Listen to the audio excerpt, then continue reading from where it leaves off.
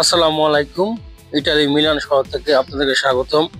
যারা প্রবাসে আছেন তাদেরকে হাজার কোটি সালাম। যারা বাংলাদেশে আছেন তারাও যেন ভালো থাকে, দেশের এই পরিস্থিতি যেন সুস্থ হয়ে যায়। তো আমরা এই দোয়া করি প্রবাস থেকে আমরা যেন সবার ফ্যামিলির সাথে সুন্দরভাবে কথাবার্তা বলতে পারি এবং আমাদের ফ্যামিলি যেন বাংলাদেশে ভালো থাকে। তো এই নিয়ে আজকে একটু ভিডিও আর কি। তো আজকে আসলাম একটু মিলান শহরে। তো হঠাৎ করে ফ্যামিলিকে মিস করতেছি, এই জন্য ভাবলাম একটু কিছু বলি। তো যারা মিলান শহরে আছেন ইটালি, তারা আসবেন, জমতে এসে ঘোরাফেরা করে যাবেন ইনশাল্লাহ। অনেক সুন্দর সুন্দর জিনিস দেখতে পারবেন।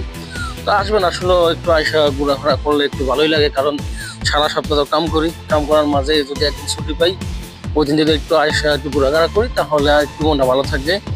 আর যারা বাংলাদেশি বাইরে আছেন তারা তো এখন বর্তমানে বিপিএল উপভোগ করতেছেন।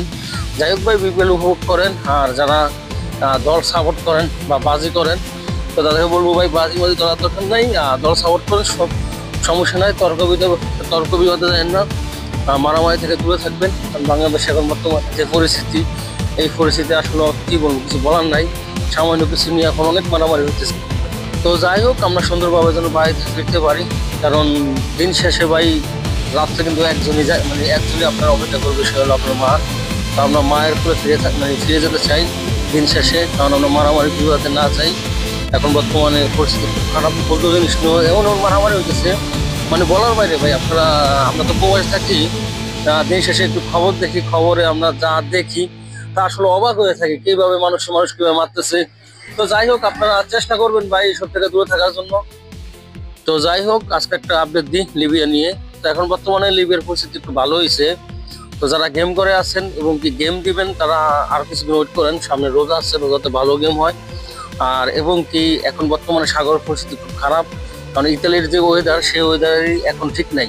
তো সাগরের পরিস্থিতি তো আরো মানে ভয়ানক হবে। তো আপনারা ওয়েট করেন, রোজা আসার জন্য ওয়েট করেন, রোজা আসলে আপনারা সুন্দরভাবে গেম দিতে পারবেন ইনশাল্লাহ।